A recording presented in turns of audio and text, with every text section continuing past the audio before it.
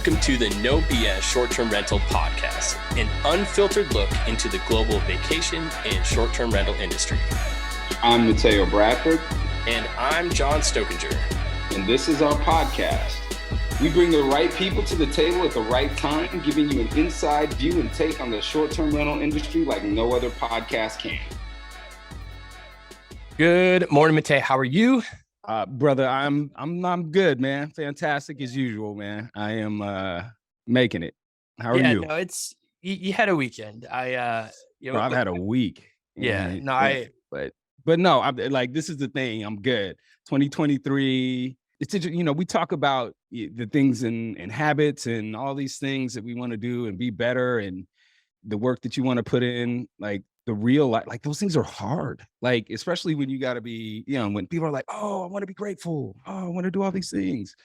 And then life hits you in the face and you don't necessarily see people in those scenarios still talk about, yeah, I'm still grateful.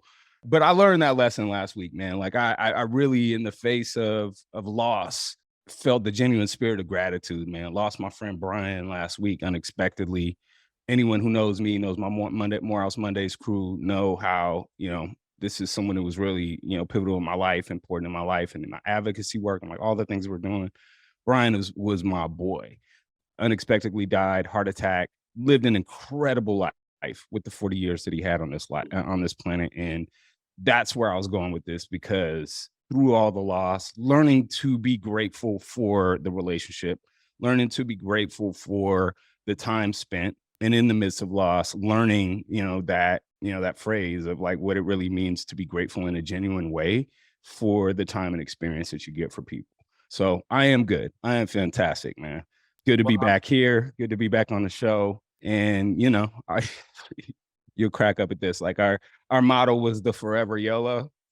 And if you know me, then you know that makes sense. But no, man, like, definitely going to keep that spirit of, it wasn't just a YOLO on the party side, man, but it was also on the professional side too, and getting things done and looking forward to this 2023. And without further ado, man, I'm going to get off of me and we're going to get in with you, our guest. And this week's pod, man, we got a fun one. Awesome. I'm excited, man. Joining us from Spain. Yeah. From Spain, another one across the pond. It's the third it's like the third one from across the pond, man. No, but look, hey, our international family, man. The No BS has no boundaries. Absolutely. So, yeah, definitely. And our guest today is definitely part of the family as well, coming to us from the Doinn family, new addition to the Doinn world, but a newer name and a newer face for some of our audience and some of our listeners. So, Tim, welcome to the show. Welcome to the No BS Short-Term Rental Podcast. Thank you for taking the time to join us today. No, thank you for having me. It's an honor. Hey, Tim, pronounce your last name for us. Oh, that's always a rough one. It is. Koninckx. No lie. Koninckx? Koninckx. Yeah. Koninckx. Okay. Once I say it, it makes sense, but it takes, if you see it and you need to read it, all the time. Not gonna lie, man. It was one of those names I looked at and I was like, it's gonna take me some time. And I'm big on names, so like I'm ask John. I've known John for years, and I murdered his name for a long time. It literally took me a week to learn how to pronounce it right. Try working for European companies in the United States and European companies with very specific European names, and then when you call people, you're like, "Hey, this is Tim from this company," and like, "Oh, wait, what company?" I'm like, "This company." I spell it, and they're like, "Okay, great. What's your last name?" I'm like, "Oh shit, just Tim, just Tim." I got it. And this is what I do. Tim, I mean, so you're at Doinn now. You're international sales manager for Doinn. We're going to get to that, and we've had Noelia on, a good friend of the show, great friend of ours. Noelia, Nuno, and the Doinn team. Yep. Yeah, and what they're doing there. So we're excited to dive in with you and see what you're going to bring to the table. But before we hit record, we're kind of talking about. I'm like, oh wait, stop. Let's just go ahead and get this on the podcast. So like, looking at your history and where you didn't really stumble into hospitality until 2015-ish or so, but like specifically more recently you made the pivot to short-term rentals and vacation rentals, or in facilitating that side of things. what made, looking at your history and coming up in sales and in facilitating business and entrepreneurs stuff, what made you, come to, what was this direction and why? Well, basically, for being European, being born in Belgium, like I always try to find some interesting things to venture in. I was one of the early adapters back in 2010 in Europe for couch surfing. I don't know if anybody of you remember or know what that is. Yeah, absolutely. It's like the free version of Airbnb. So I was one of the first ones that was like a member on that. Everywhere I went, I was promoting couch surfing. Then went to visit my friends in Orlando, in Vegas, and he started talking about Airbnb. And I'm like, oh shit, that's amazing. That's great. So when it became time for me to make some moves, make some waves, I always worked for startups, or at least like I enjoy working for new products, new markets.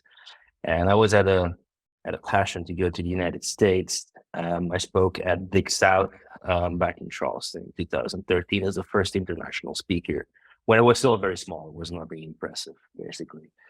And then I landed a job at a Spanish linen manufacturer that actually was my first step into hospitality. My whole life, I've always loved hospitality, whether it was like restaurants, food, hotels, travel. Like I enjoyed it ever since I was 8 years old, I think. And so I put my apartment online, found a job in America, like found a job for a Spanish company that made me responsible for the United States to develop the market completely. The company was based out of Valencia, Spain, where I'm currently still located. And they're a high-end manufacturer for hospitality linen, everything from sheets, towels, bathrobes, pillows, everything. And they needed presence in the United States. So I took that job in 2015. And the more I went to 2020, right before the pandemic, I started to realize that short-term rentals is really something that is up and coming. There's like more technology available. There's more demand. They want that hospitality feel, like it's no longer the bed and breakfast by two retirees somewhere up in the mountains. No, it was back in between 2017, 2020, I kind of felt like there was a shift coming along in the short-term rental market. What specifically, like, can we, when you look back at that time and when what was the specific things? And you mentioned tech and you mentioned some other things, I mean, hotels and, has always been pushing the boundaries of trying to go ahead and keep pushing, but why? Is it just because it was new, or what specific, like, what were the things that like resonated in your mind in that, holy shit, like they're onto something, I need to jump in? Yeah. Well, basically that's the reason why I started with couch surfing. I always, back in 2009 was the first time I went to the United States, and I didn't just want to stay in a hotel. I wanted to have a local experience. So I went on couch surfing because I didn't have that much money yet back then. So I went on couch surfing because I wanted the local experience. Like I didn't want to stay, like I was going to Orlando. I didn't even know where to stay near Disney, but I also didn't want to stay in any of those Disney themed expensive hotels. And it's the same with Airbnb, but on a higher level. So afterwards, when I traveled to New York, I always wanted an Airbnb because I didn't want to stay in Midtown. I wanted to stay in Greenwich Village. I wanted to stay in Lower East Side. Like I wanted to stay in the cool areas where back then were not much hotels. And I wanted to have that New York feeling. I wanted to feel claustrophobic in a way when I traveled to New York and have my bed in my kitchen. So, and that is where I saw that, as well as people become more and more professional. And that's what I did myself. I only have 2 properties, but that's what I enjoy when I rent out my properties is I go out for the small soaps. I go out for, I make a guide. I make a local guide for the area. I tell people where to go. And that is something you don't really get in a hotel, or maybe now more because they feel the pressure. But the same like with Uber, like the prehistoric industries like taxi industry, like hotel industry, they get pushed to innovate as well. And it just makes everything better. No, I love that. I love the, when you travel to New York, you want to feel claustrophobic. Exactly. Yeah. For a certain amount of time, unless you really are claustrophobic. And then but it does, like, it forces you to stay in your apartment, right? Like, or stay in your space. It forces you to get out and be a part of the neighborhood and go be in the city. And so I definitely get what you mean by that. So So talk to us. So what came next, like in your journey, in cementing that, hey, this is a new industry. Hey, this is where you want to be. You're seeing the progression of the industry. Talk us into how you got to your current state, because where you are at now is, I'll say, a bit of a niche in the area of the industry, but it's one that's rapidly evolving, and the technology is advancing, and it's a critical component to successful execution to the operating in this business, right? So how did you get into this industry, into this niche, and where are you taking it? Well, actually, a good friend of mine, he has a somewhat larger property management company here in Spain. He mainly focuses on expat and expat services, but he manages now about 300 properties just in Valencia and 200 in Antwerp. And I mean, we go out for a drink almost every week, and we're always talking about like, what's the next best thing? And because I'm so interested in with getting laid off from my job in the United States, coming back to Valencia, going back to Belgium at the time, I started to like look into, okay, where are some interesting companies that actually provide to the short-term rental, and then what does that entail? What do they offer? What is necessary in order to do that? Because the biggest difference when it comes down to operating multiple units is that they're not located in one space. It's shattered around all over the city, all over the state, all over the country. And so with my friend, we talked a lot about the technology and what comes with it. And because I was like looking and researching so many things, I gave him a lot of ideas. And then I started thinking like, hey, like I need to do something else with this. Like I need to get into this industry because this is interesting. I like this. I know how it works, or I believe I know how it works. I've done it myself. So do we. We also believe we know how it works, but that's the beauty about the whole thing. Like everybody who gets into short-term rentals, they believe that they know what they're doing, but in the end, it's all just a trial and error because it's impossible to estimate. For example, now with Doinn, finding housekeepers for a 5-bedroom apartment or finding a housekeeper for a 1-bedroom apartment is something completely different, and it comes with completely different challenges. And that's why a lot of housekeeping companies are still struggling, or even not even taking on short-term rentals because they have no idea on how to handle it. And my friend, like he's already established this company, like he's been around for almost over 20 years now, I think. He has a good idea, but when talking to him, I also realized there is no technology that actually like fits. It's not like Salesforce or HubSpot, where it's like we have a software as a service and everybody can use it. No, when it comes down to property management, there's still some things that need to be discovered and connect everything together. Well, everything's different. And, you use the Salesforce example too. Like I hate Salesforce and I've used it so many different times. And, I'm sorry if we're ever looking for a Salesforce. And the problem is it's so customizable that it still breaks and it still doesn't work the exact way you want it to go ahead and work. So there's no perfect solution, from property management software to housekeeping software. There's no perfect solution there. And unfortunately, that's where the workarounds come in. And then when you add a workaround on top of a workaround on top of a workaround, then you're up shit creek, right? No paddle. Yep. You've been there, and how do you get out of it? And you almost have to restart and hit refresh on it. But it's interesting, it's a good analogy. And it is just funny. And this is also why I was mostly in the United States, because in Europe, there is I think bed and breakfast or small hotel operations that are similar to Airbnb short-term rentals were much more common in Europe than they were in America because of size. Right. But then talking to my friend and also experiencing it in my own companies in the past, when it comes down to like creating a system that is completely covering everything, they just start building it themselves. And once you start building it yourselves, there's no way to get away from it. It's impossible to go to a software as a service or to somewhere else. So, and that's very interesting, that how the European mentality versus the American mentality, we're just like, we're going to make something uniform for everybody, opposed to we're just going to create it our own and we're just going to build to our needs instead of thinking about we're going to build something for everybody.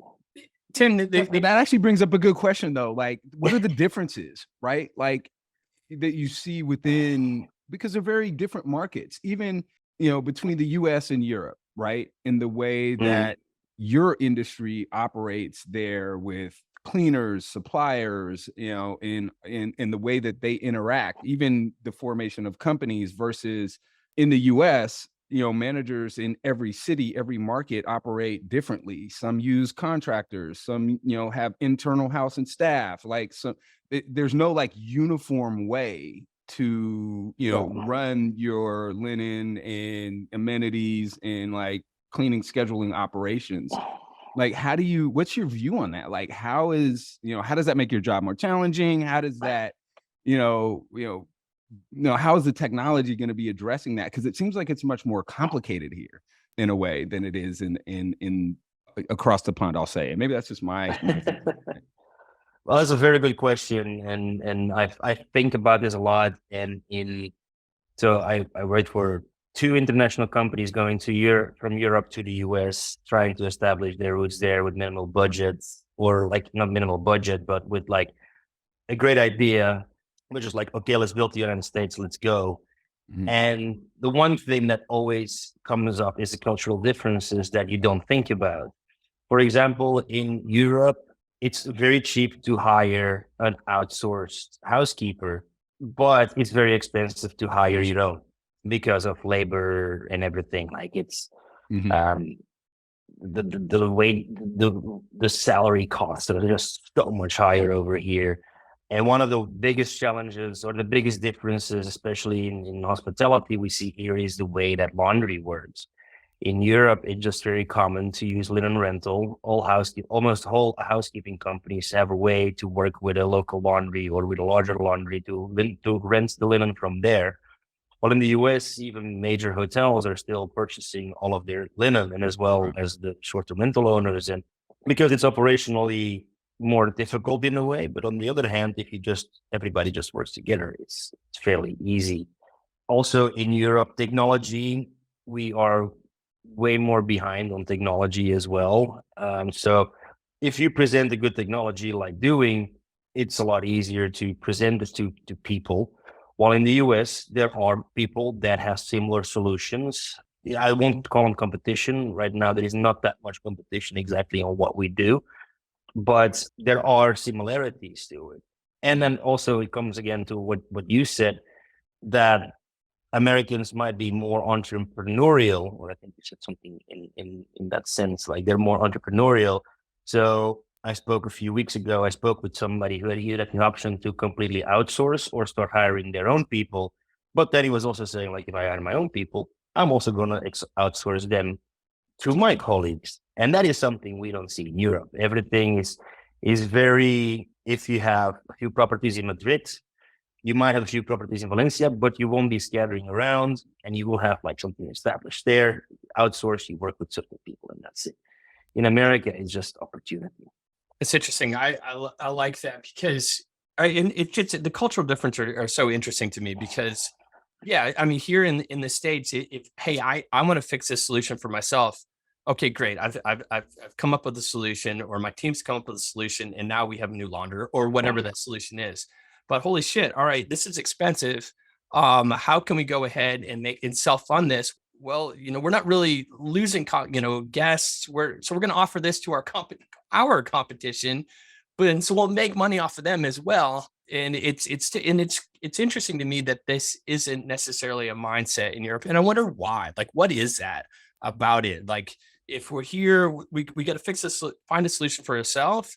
And all right, now we're going to capitalize on that solution, and we're going to go ahead and offer it out. But why wouldn't, and maybe some are doing it overseas, but what is is it more of a competition's competition, and I'm not going to offer them this gold that I found and have for myself, and I'm not going to give it to I don't know what that is. What do you think? It's a complexity starting a business here. And actually my friend, he started as a rental company, and now he also has his own housekeeping company. And he's building on that, but he's one of the only people that I know that are actually doing it, because it's complex to start. It's the accounting part, it's the finance part, it's the starting the LLC. There are so many things that just come with it. While in America, and from what I know is like, I have an idea, I'm going to start it. And if I need to start an LLC in a couple of months, I'll start the LLC. If not, then we'll see. We'll figure it out. The cost of starting something like that is very low, and the knowledge is very low. You don't need to technically invoices is not something that you have to deal with. If you have a receipt or you have somewhere like a confirmation on how much a thing costs, you're good to go. While in Europe, everything is, you need an invoice for this, and you need a counter invoice for that, and it needs to be booked, and it needs to be exactly the same. And that is what makes it a lot tougher to just like, hey, I have an idea, let me test it out, see if it works. And then after a couple of months, I'll just decide whether I go professional with it or not. Well, that makes sense. I think logistically too, I forget that, I don't forget, but it's in conversation. I forget that, states to us are countries to you. And, when you cross a border, it's not only it's a different laws, it could be different currency. It's different, and, we have 50 states that are all using the same currency, and, and to do business across state lines, who gives a shit? It doesn't matter. It's easy. It's interesting. And sometimes that yeah, even, I mean, and if it comes to the complexity, the only complexity that you guys basically have, in my perspective, is your tax system, because it's in Europe, it's a country tax. So in Spain, it's this much. In Belgium, it's this much. On certain things, we have 3 taxes, I think, in general, for luxury items, for food, and for drinks. But for you, that's one complex thing that we're still trying to figure out as well. Is like, how does this tax thing work, and how deep does it go? Because if you don't file your taxes, we don't have to pay you the taxes, because otherwise it's a profit. It's a free for it, and this is still why America, I think, is the land of opportunity, because it is still flexible in a lot of things.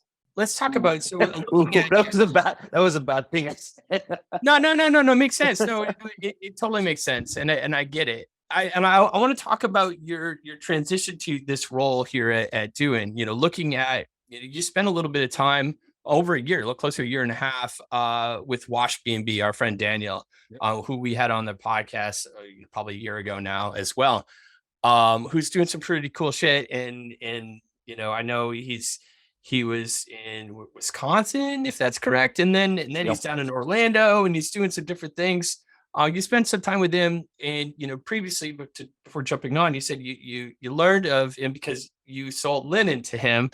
And then you worked with him. Does that transition of helping him build, and I'm not yet, I just said business development, so you could talk about that to us, but does what you learned from linens to helping him do what he's doing and their team's doing there, is that helped in the transition to Doinn? Yeah, so basically, me and Daniel started talking right before the pandemic, when I was still at Winsa, the linen company.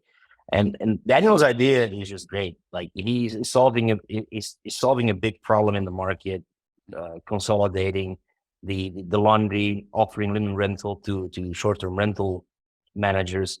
It's a great, but it's a very difficult adventure. And I helped him develop some of the businesses, reached out to some people. He first got me on board as an advisor. Afterwards, I went more and more into an active role. But then for him to focus and to scale the business, we decided to just pause the partnership for a while, so that he can focus on the couple of customers. I think he has like a few, 20 or something right now. I don't know. I haven't talked to him in a month or so, but he's doing a great job. I still talk to some of the people that he's working for, and they're very satisfied on what he does and how he does it. And then basically the shift to Doinn made just sense, because what Daniel is trying to do, what he's doing for the linen part, doing for the housekeeping part. Because, and it's the same thing, the laundry industry in America is not, and that's what I said earlier, they're not thinking about linen rental. If you go to a laundry in the United States and you ask them if they do linen rental, they mostly just rent to your full service motels next to the side of the road that don't care about what quality they offer. Yeah. While in Europe, all the quality, like even the high-end hotels, they even rent from laundries. They don't purchase their own. And it makes sense if there's a uniform for everything. If you have this kind of linen for 4-star hotels, this for 3, this for 2, whatever, it's a lot easier. But the problem with the short-term rental industry is just that nobody has figured out the operational part of it. And that's what Daniel is fixing. Right. How to get all these separate units all together, and then let laundry come pick it up, launder it, drop it back off, and distribute it again. Laundry the same logistics. Laundry logistics, basically, and that's what Doing is doing as well. Because housekeeping, and I spoke to a housekeeping company yesterday, and they were like, "Oh, but like I don't think I have a budget for a turnover." I'm like, I have 80 services for you. The budget is X. I'm going to say 70 right now. The budget is 70. Can you do it? And they're like, "Ooh, that's really low. We're normally like 150. I'm like, yeah, that's because you're thinking about you're coming in and you can clean everything. Like, no, this is a 2-3 night stay. This basically like nobody lives here. This is an empty unit. This is like just a staged room. Like the oven might be dirty, but 80% of the time it's not. The fridge might be used, but 90% of the time it's not used. Or there's like 1 can of Coke that's been in there. So your mentality, and that's what the housekeeping companies still don't realize, your mentality has to change. Like if a property manager says like it's going to take an hour, it's probably going to take you less than an hour to clean. So you can just charge a 1 hour employee for that clean. Right. So getting them in the mindset of understanding like how to service short-term rentals versus your traditional single-family homes. And yeah, exactly. I mean, I can imagine the challenge in seeing, in having that conversation with the companies that don't understand fully, the workload and what and how the industry is, which is interesting though. Like, do you run into, because here in Atlanta, there's a thriving short-term rental industry. I see a lot of contractors, and then you'll say, hey, a lot of people, I'll see the Mary Maids, and hey, we also service, short. They all call them Airbnbs, but we'll call them short-term rentals, right? Like, because everything's like, oh, and so like I see it being like, oh, as an asterisk to now, hey, we do this. With the companies that you're talking to, is it becoming more of a familiarity around that, or are you still finding yourself having to educate and talk through the kind of the specifics of our industry to the larger companies, right? And that's what I was trying to get at before, kind of like, all right, the companies seem to have a harder time grasping it, whereas the individuals and the independent contractors are the ones that, of course, a lot of people are using and seem to have a better grasp on the space. Has that been your experience? It's like a 50-50. And again, it also depends on the space itself. If you're working with companies that do the arbitrage, that just like rents 5-6 apartments in the same building, and it's a lot easier for a housekeeping to understand, like, okay, it's one location, I go there, I clean 2 of the 5 units because they have a turnover, and that's it. Everything up to a 3-bedroom house, basically, housekeeping companies understand, like, okay, if it's a 3-day stay, it's going to be a lot easier. But as soon as it becomes a week stay, it's still becoming expensive. And then the education actually switches over to the host, because the hosts thought about, like, I'm going to charge $150 cleaning, or I'm going to think about $150 cleaning fee. While then the housekeeping companies are like, no, it's a 3-bedroom. Somebody stayed there for over a week. Like, we don't know what we're going to walk into. We cannot say it's going to take 2 hours. And then also always the laundry question comes up is like, we can clean it in an hour and a half. I can send 3 people in there, but if the washer and dryer is not finished, we're stuck in there. Yeah, and it's fine if you're in an arbitrage situation and you can go to the next place down the road. I mean, down the hallway, and you start cleaning that, and then you can go back and get the laundry out, and it's all in one. But when you're jotting across town or across the city, it's a whole different story. So it seems like there's a lot of education on both the cleaners and the property management companies, and all of it together. There's an education that still isn't established yet. There are some property management companies that are doing this great. They have it down pat. But then there's, if we look at the industry as a whole, it's scaling, it's exponentially growing. And every day you're going to have more and more people that are looking for a solution that don't know how to get from point A to point B without pulling their hair out. And that's where you come in. And my question transitions from here. It's like, you got hired as their international sales manager. What does your day-to-day look like? Like, what do you come in? It's a decent title, right? International sales manager. But what the hell does that mean? Like, you're getting on the horn, you're calling people. Like, what do you do day to day? Well, basically, right now it's because we're just entering the U.S. market. It's just establishing like what is needed. Is our software ready to enter the market? What needs to change?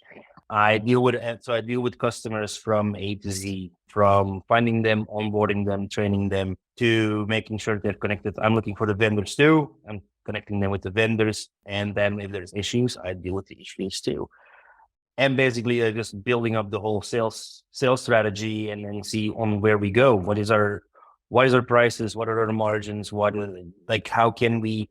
Because now this year we're going to launch our software as a service as well. So right now we find the vendors for you, but now we're also going to offer software in general, so you can use your own vendors or your own employees and use the software as well to communicate and send tasks and everything to them.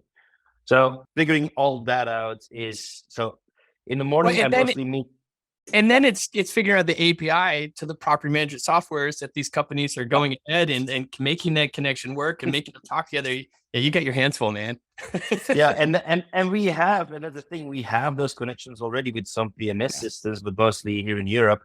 I mean, we connect with Guesty, with Avantio, and now we're talking to multiple other ones in order to connect with them as well. Yeah, you got your hands that's full, also though. on my yeah. On your it's, to-do list, on your daily list, right?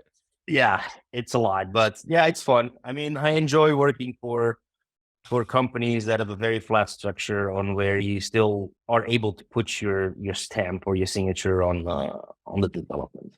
Talk to us about the U.S. So you're coming here to the U.S., and it was my understanding that you were here already in the U.S. kind of sporadically, and you were still trying to, a year ago when we were talking to Noelia. And what city is your focus, or like what city do you have the best grasp on now, and where do you look to expand your services first? Well, right now we landed a agreement with with an arbitrage company, and their challenge was mostly in remote areas. I'm talking Wichita. I'm talking like somewhere in middle of oil rigs, Texas, somewhere, and they had issues finding housekeepers there. So they basically just asked us like, okay, we'll work with your software if you can find housekeeping companies there. So we are not in like major cities at this time. I also, in a way, I feel that when you come into, and that's where our software as a service is going to play a larger role, when you come into local property management companies, they have their thing figured out. They know exactly which housekeeping to use. They know they've hired people. They'll know how much they cost and everything. So that's where we are going to provide them now with the software instead of more our services on finding housekeepers. We're going to help them like, hey, here's a system. It's an app. It's a website. It's a scheduling tool. It's everything included, and it's easy to use. Connects with your property management system. Put the number in of your housekeeper. They receive whenever they need to go. And it's that easy. Mm-hmm. So that's going to be the biggest change. And that's why now we're working with those national property management companies, because they have issues finding those. They don't go there locally. They don't have anybody locally. They want somebody who takes responsibility there, but they don't want them on the payroll, or they don't want to deal with them as much. And just here you go. This is what you need to do today. Take care of it. Sounds like you got your work cut out for you, but I mean, truly, there's other companies that are out there, and you mentioned it earlier, and you don't look at them as competition, but what's the big differentiator do you feel, other than, because others are coming out with a SaaS product as well. Others are coming out with these different things. Like why Doinn over the others that you don't consider competition? Because most of them, the competition that we have, or that as far as I've seen, they all they have the marketplace strategy, or they have the bid strategy. So let's say I'm a property manager. I have software. My housekeeper falls sick tomorrow. I'm going on the platform. I'm looking for another housekeeper. I get bids. I choose one. Done. This is where Doinn actually makes a difference, is that we connect you already with local housekeeping companies, where we have pre-negotiated the rates up to your budget as well. So even when you just use our software to manage your own housekeepers, there's going to be a possibility to say like, okay, today or next week, I have so much work, I need extra help. You just go into the platform and you can easily say like, okay, this I want to outsource and this I don't. And there's no negotiation. There's no waiting. It's already said and done in the system. Oh, that's incredible. Like that's I can see that being of value to the managers. On the housekeeping side of that, is it just going to be companies? Is it going to be contractors? Is it going to be, is it a broad offering? Like, That is also the big difference. Like we want to vet our companies as much as possible. Like we want to make sure that there's no illegal workforce. We want to make sure that everything is above board. We want equal opportunity employers as well. So we only working with companies that have at least 3 people working for them. Because when a housekeeping company starts working with Doinn, we just assign them properties, and it's their responsibility to do those properties whenever it's needed. So if there is almost no possibility to say no, we cannot do this today. They have to find a solution for it. That's contractually, that's in our terms of service. So in Europe, we mostly guarantee 99% of the housekeepers to show up. We're still trying to figure that out in the US. It's a little bit more complicated over here, but we're getting there. Anytime someone can come in and put their stamp on something and own it, is cool. And I love that Noelia and the team there at Doinn it's all right, come in, help us figure this shit out, and let's get from point A to point B. I'm in a similar situation for my new role. It's like, hey, we hired you to come in and own this shit and bring us from point A to point B. And I'm excited to share that when that happens. But these are the type of things that I get so geeked up about personally. It's like, I want to come in and like, I'm a problem solver. And it sounds to me, like I want someone to hire, and I've been hired, but I want someone to come in and be like, John, we need you because we know you solve problems. We know you find solutions.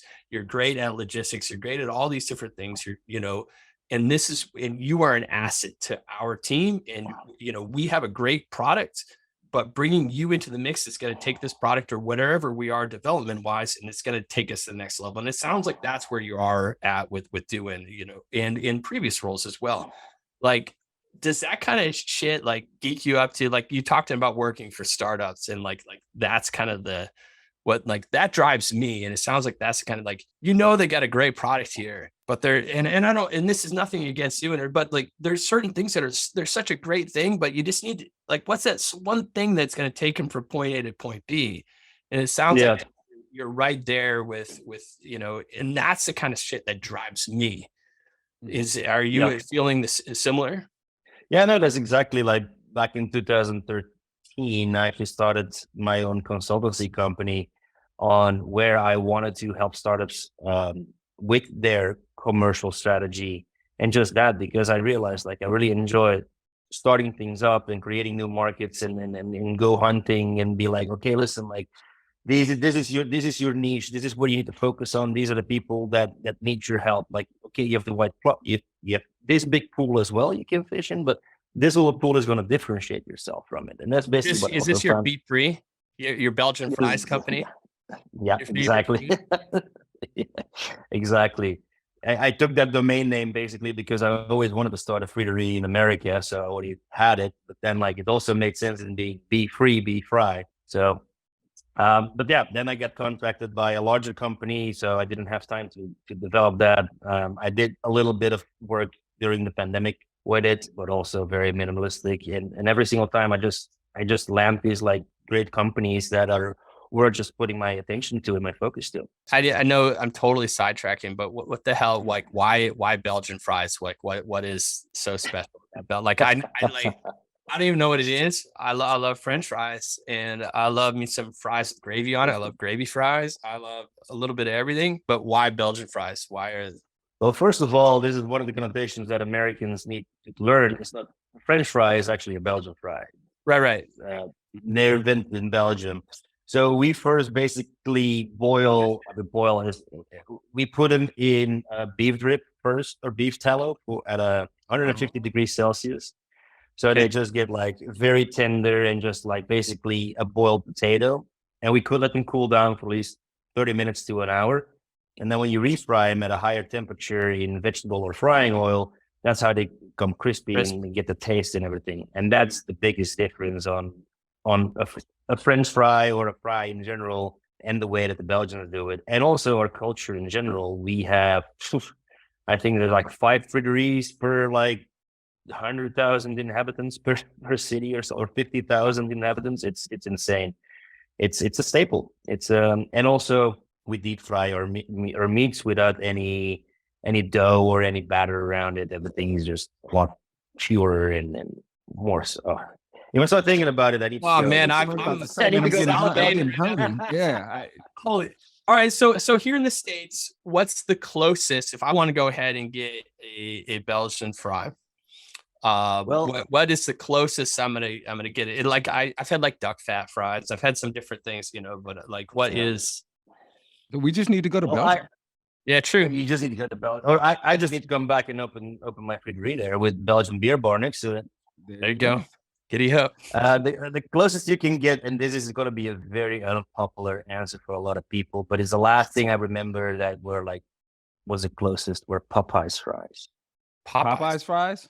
Popeye's fries. I walked, like maybe it was just a moment. I don't know. I got off a long flight. I stopped on the side of the road in Charlotte, and I walked in. I'm like, oh my God, this smells like home. And I tried it. I'm like, these are the best fries. And I've tried them afterwards, and I don't think they were the same, but that was the closest I got to like this is what I would go about.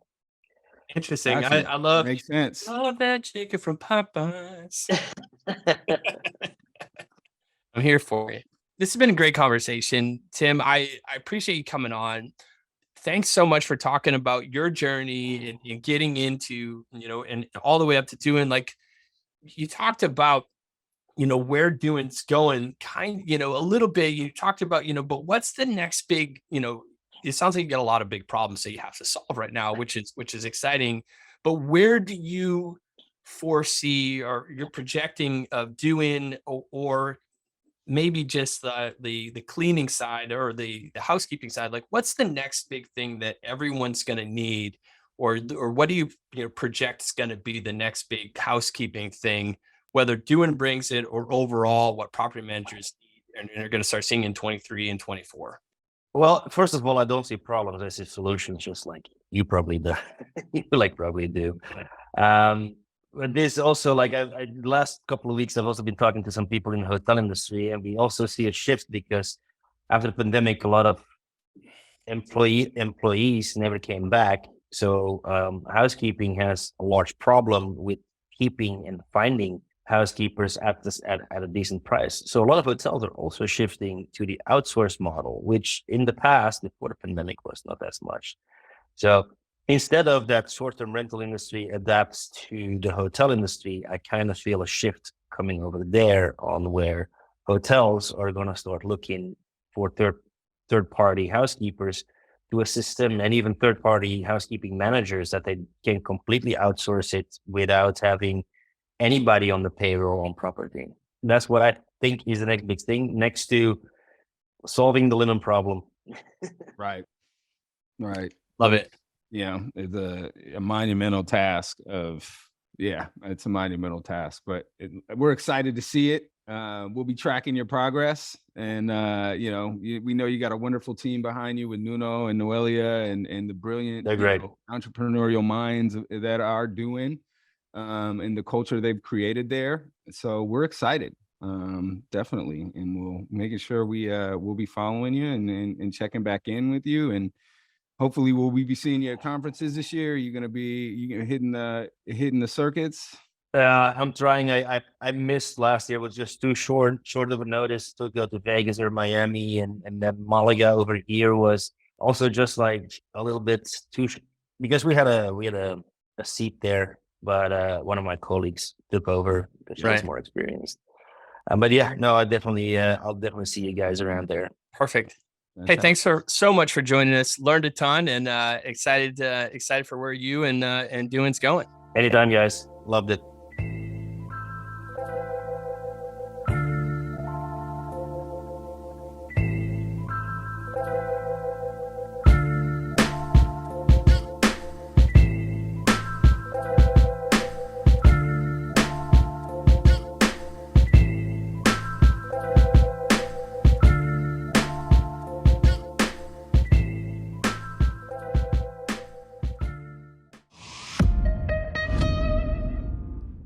This podcast is a Hospitality.fm production.